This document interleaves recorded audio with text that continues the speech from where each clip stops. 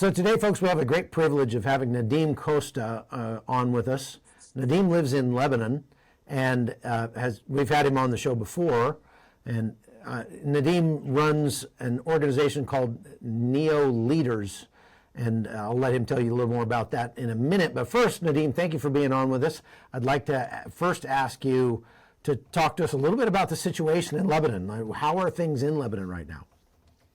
First, thank you, Chuck. It's good to see you, and it's good to be back on the show. In Lebanon, it's a if you will, it's a hard transition after October 7 and the events that unfolded after that.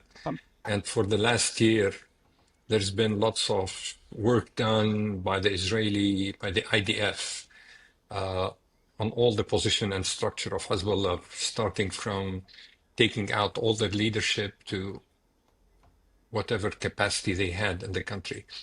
So this has taken the country into a hard transition. A hard transition because Hezbollah have been running the show almost for 30 years plus in Lebanon. On top of that, this came with a change in the Syrian regime, which is a huge change, which nobody expected to happen that quick. Maybe we were looking at it happening sometimes in a way or another, but nobody expected it that fast. So this took Lebanon into a very unexpected change. Nobody believed all these things unfolding together. Iran lost its grip. Hezbollah consequently lost their grip on power. It's like toothless at this time. Syria, change in the regime. Everything is unfolding. All the people who were silent for so many years are now speaking up. So, and this comes with lots of tension, like yesterday, for example. It's the first year that Hezbollah are commemorating the death of Hassan Nasrallah, the general secretary. So there was a no by the government, you can't do that, you can't do demonstration or any events in the street. They stepped up, they did it. It's still the tension. People on one side, for them, it's hard to believe that now there's no Hezbollah that's saying yes and no. On the flip side, Hezbollah, on the other side, it's hard for them to believe that for the first time in 30 plus years, they don't have the final say in the country. So this is a very difficult transition for both. I guess. So are you saying that the government of Lebanon, the army of Lebanon, and many of the people of Lebanon are very happy about seeing Hezbollah being decimated and not having the power they once had? Definitely. Lebanon has always been, historically, ruled with the agreement, if you will, or consensus of the different parties. Since the Assad the father, before Assad the son, and the Taif Accord in Lebanon, which ended the war in the country, this country, the Taif Accord recognized that all militias should turn in their weapons. Every militia did that except Hezbollah, which kept getting stronger and stronger because with the cause or with the idea of defending the country against Israel. So this transition, Assad the father transitioned to his son after his passing, and then Iran stepped into Syria and became the biggest player on the Syrian scene. And eventually Iran needed that platform to support Hezbollah. And this is where they always talk about the Shiite crescent, which is southern Iraq, Syria, and Lebanon. So for so many years, this has been happening. On little and big things, Hezbollah had the final say. And they needed the army simply as a police force, not as an army. And so many. It sounds like Hezbollah is still winning elections in Lebanon, though. So they're obviously somebody really. that support them. Not really. We have elections coming up next year in May 2026, parliamentary elections. If you're referring to presidential election and the nomination of the prime minister, both people in those positions are not Hezbollah favorites.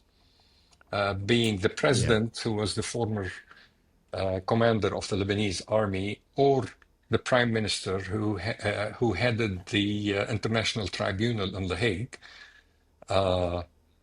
They're both not Hezbollah favorites, but and ironically, I'll just give you a quick example. The prime minister was the first Arab prime minister who, in his capacity as the head of the International Tribunal, signed on an arrest warrant against Benjamin Netanyahu.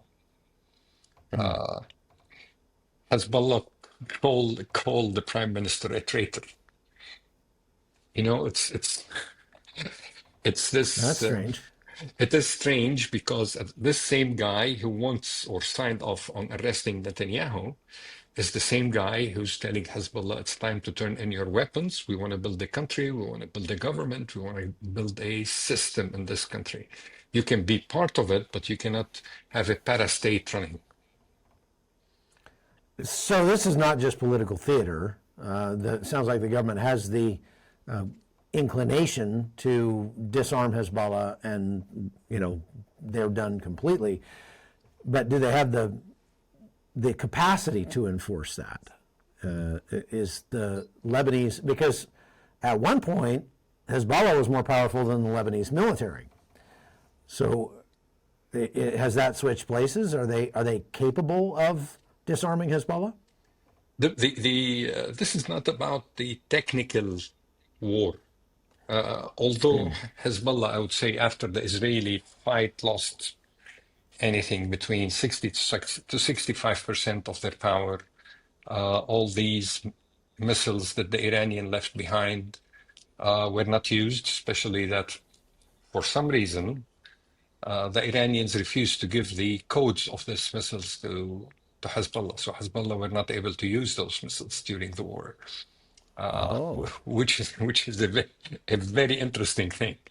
Like, you give somebody the weapons and tools and missiles to go to war, but then you don't give the codes and whatever you need to operate those missiles. So this also is another big question mark. So from a military point of view, the Lebanese army is in a much better position.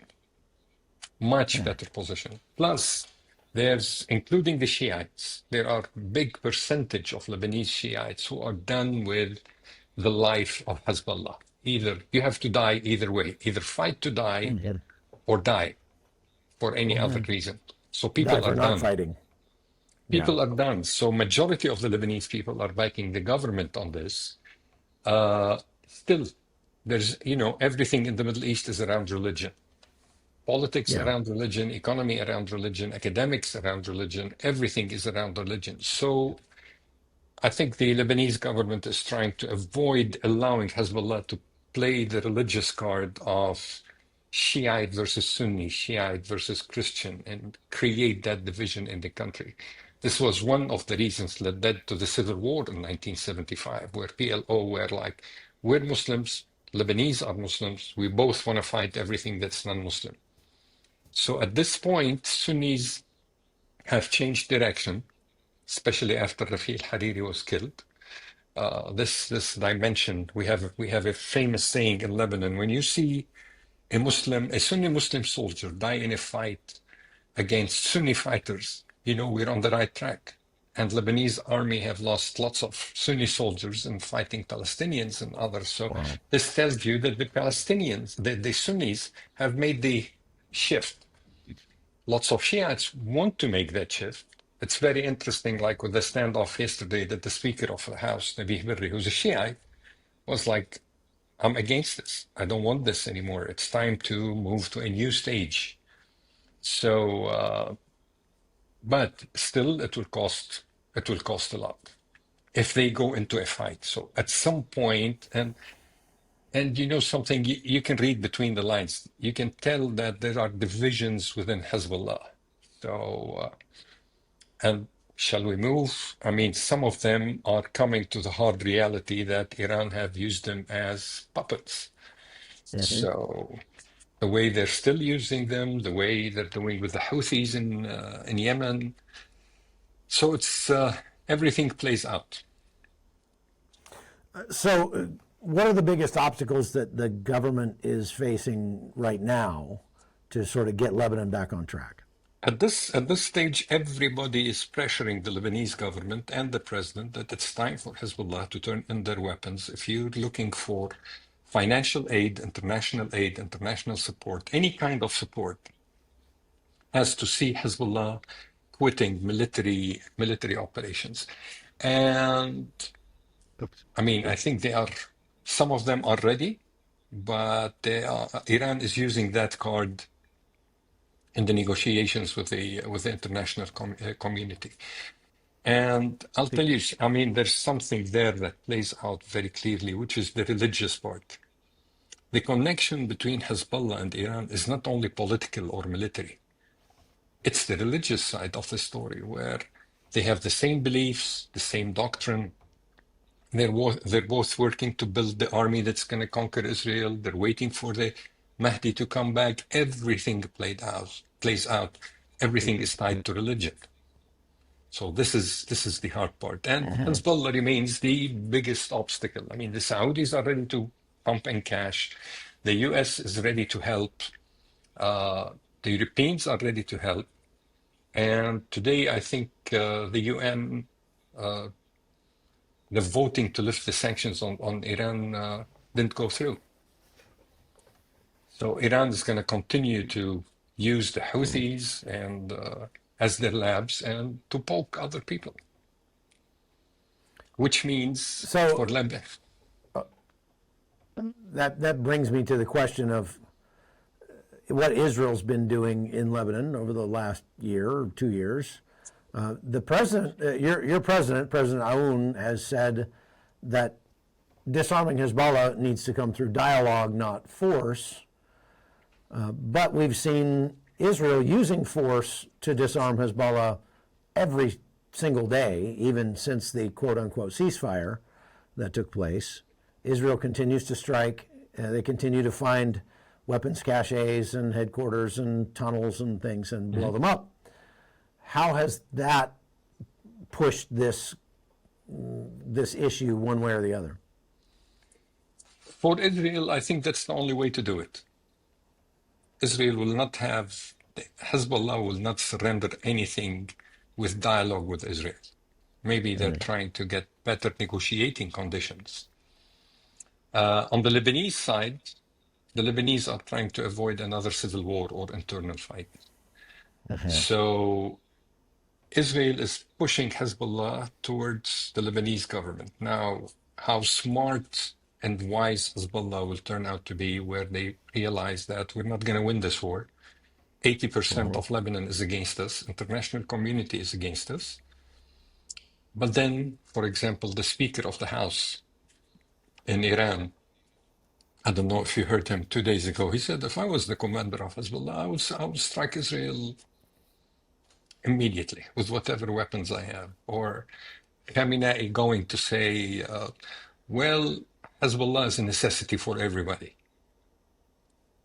It's the negotiations. You want a nuclear agreement? We want a nuclear agreement. We would calm Hezbollah and the Houthis.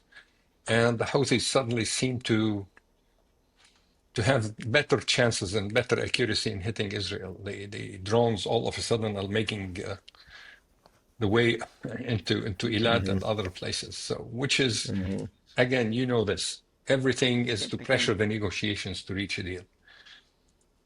Right. Yeah, the kinetic fight is really for shaping the political fight. Exactly. Yeah. So the economy in Lebanon has not been great. Been under a lot of pressure. Who do the people in Lebanon blame for that? It's a nice way. It's a nice way of saying it. Not being great, not doing great. It's actually bad. It's hanging by a thread, let's say.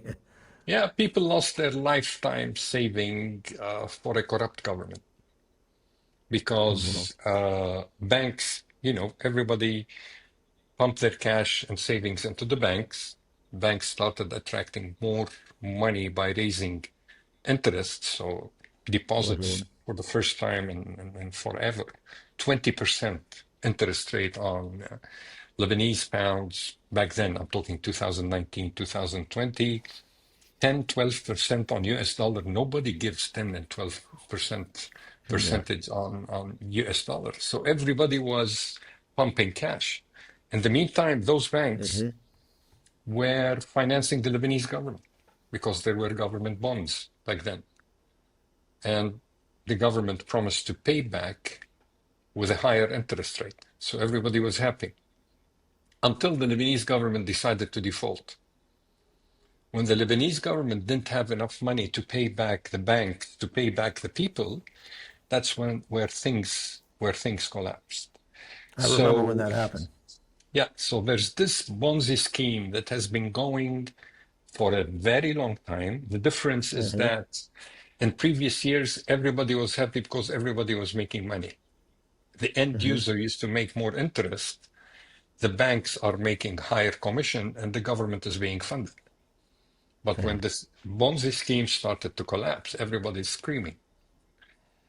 So the Makes sense. blame, I mean, equal fight to taking the weapons of Hezbollah or every other militia is how this government is going to clean all this corruption. Mhm. This is the biggest challenge. I mean, It's an age-old story there, yeah, I for mean, sure. you understand that in every country there's corruption, but you understand that some countries work this much and corruption is that much. In Lebanon, it's not the other way around. It's corruption with nothing happening. It's just all So corruption. it's all corruption.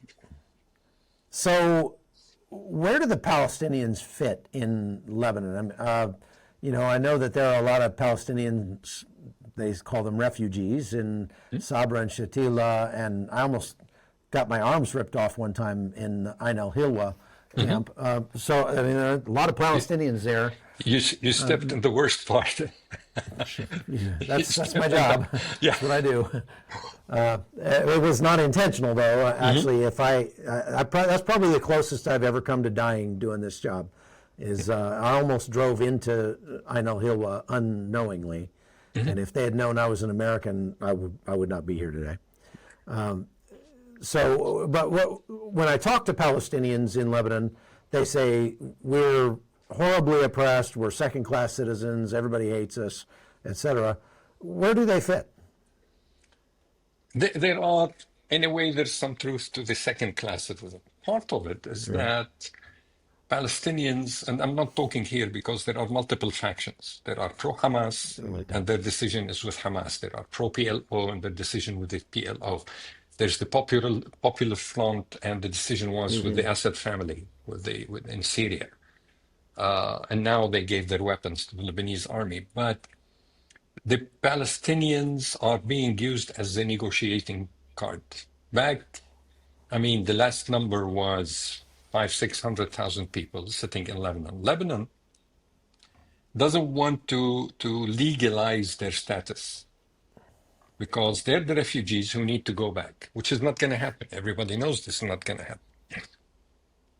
So in the middle of all this, they're stuck in limbo. Lebanese don't want them, and Israel definitely will not let them go back.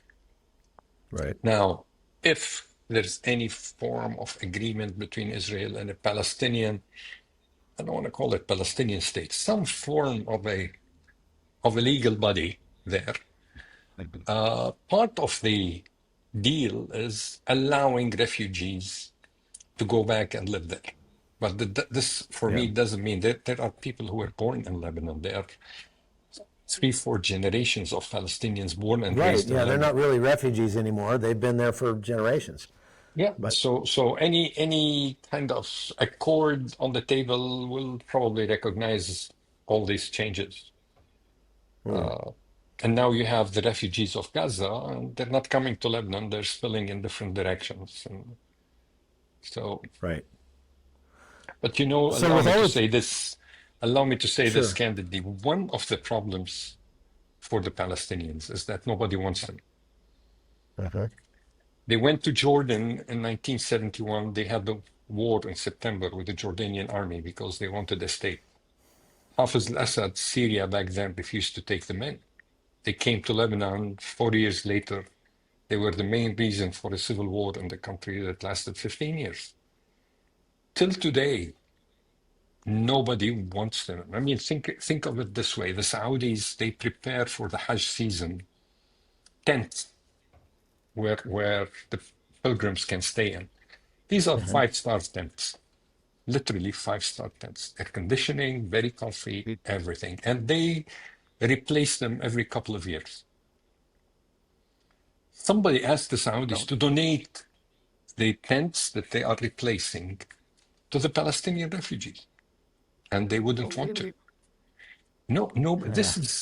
this is because they created trouble, most of them, to be fair, everywhere they went. They ended up, even Arabs don't want them anymore, Uh-huh. which is really sad for these people because this is an endless story. I mean, think about it. When I was reading about Sinwar, when he was killed, he was a little kid. His father was killed, and he grew up in the same atmosphere. Now he's killed. His children and his grandchildren are gonna follow in that, unless there is some serious work around that. And you know how Arabs idealize uh, these people. I was reading how much the chair that he was sitting on when he was killed is being sold. Really? It's you're talking about a Yeah. couple of $100,000. People want to buy that chair because he was sitting on it before he died. I mean, we're not getting out of that lock of martyrdom, and it's lots of work there. Well, you're doing a lot of work with your ministry Yes, we are. to work with that. I want to talk about that, but before we do, last question, and then we'll get into that. There's been some, as you said, just monumental changes in Syria. How has that affected the relationship with Lebanon? I've seen where there have been firefights across the border between the Lebanese Sure. Army and the new government forces of Syria. What have you seen there? Frankly, I'm one of those who are still watching and very skeptical. Okay. On one side, there's something I don't like, which is subjective justice. Like this is somebody who was leading radical fighters, ISIS fighters, killing people based on religion, suddenly is inducted as the next Syrian president. Everybody wants to speak to him because that's the plan, and there's the natural gas and oil in East Syria, and everybody wants access to that. And then there are the naval bases on the coast, and everybody wants that, being the Russians or the Americans. So everything is playing out. All of a sudden, the international media, which is usually very detailed on certain when events happen in the Arab world, they're turning a blind eye. Nobody reports what's happening. Nobody reports that Druze are abducted from hospitals in Damascus and different places. Nobody speaks about the massacres that took place in Suwaida. So I'm one of those who still cannot believe that this same guy can become this same guy, this different guy. It's Yeah. a whole different thing. So everybody's You put a skeptical. jihadi in a suit, and he's still a jihadi. Exactly. Because, Yeah. jihad is a mindset before it's a military act. Yeah. It's a mindset. I mean, and that's the Yeah. danger of it. It's very religious. You're killing people to please God. I mean, think about it this way. So we're all like too good to be true. And how can he really make this leap, make this change? Yeah. So everybody's kind of, you can't close your eyes. You wanna sleep with one eye open. I bet. Well, so tell us about the ministry you started for the overlooked, the abused, the disabled in, as you said, many countries Yes. now. Neo leaders. What Yes. is that all about, and what are you doing there? Neo leaders, Neo stands for Near East Organization. Okay. Near East, as you know, is Lebanon, Syria, Jordan, Iraq, and Israel.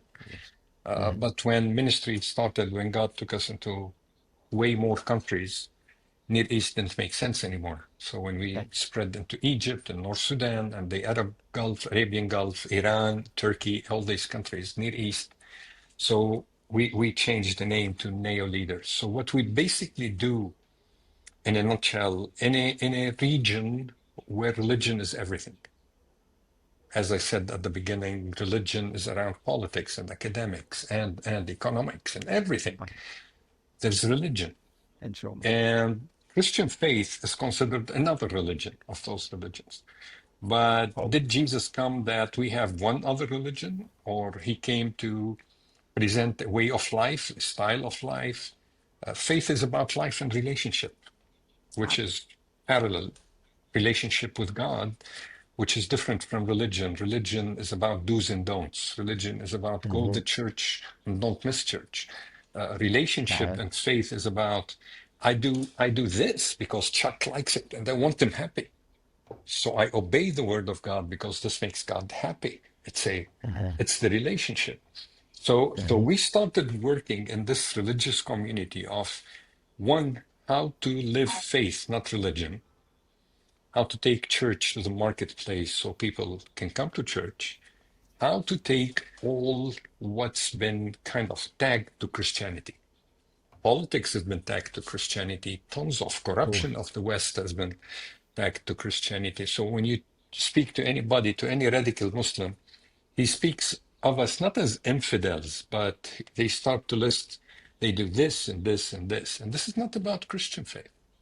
That's right. So for this reason, living out according to the word of God is the best example. Christian faith is not about selling. Keep giving this example. If we were selling phones, it's been easier. People will be looking into the size, the price, the capacity, the speed, the apps, so on and so forth. But when you say I'm a Christian, so people look at you and like, show me, what does that mean? If I can't see what Christianity does, I'm already stuck in religion. I don't want to move to another religion. So what we basically do is take Christian faith to the marketplace, different activities. We work with the Yazidis in North Iraq, especially those who were ISIS brides. We work with refugees, Lebanon, Syria, Iraq. We work with the underground church in Iran. We work with the Egyptian church. We work in the Arabian Gulf. We have a very active team in Yemen, even under these circumstances, where we serve people as followers of Jesus, not as religion. So, do they have to be undercover if they're in Yemen doing that? I mean, they're there as, tourists or businessmen or something, or how's that they work? are locals. It's nationals serving nationals. We don't parachute people. Yeah, which is an extremely interesting thing to see. Non-Christians having supernatural encounters with Jesus and becoming his followers without our work or the work of anybody. So they would show up and I'd say, really like to go to Yemen. sure. I'd love to go to Yemen someday. It's Yeah. The portion of Yemen that's not controlled by the Houthis, I could probably get into. Yeah. Do you have people in the capital? We do. We have a team. We have a clinic. We're looking for a regional center in Bahrain or Qatar where we can serve and jump in and out of Yemen most of the time. So we can talk off the air anytime you'd like to meet some of those guys. That'd be great. Okay. Yeah. Well, so how do people get a hold of you if they want to help you and support your work and pray for you? Where do they find information about what you're doing? It's neo-leaders.com. So, and there's also neous.org.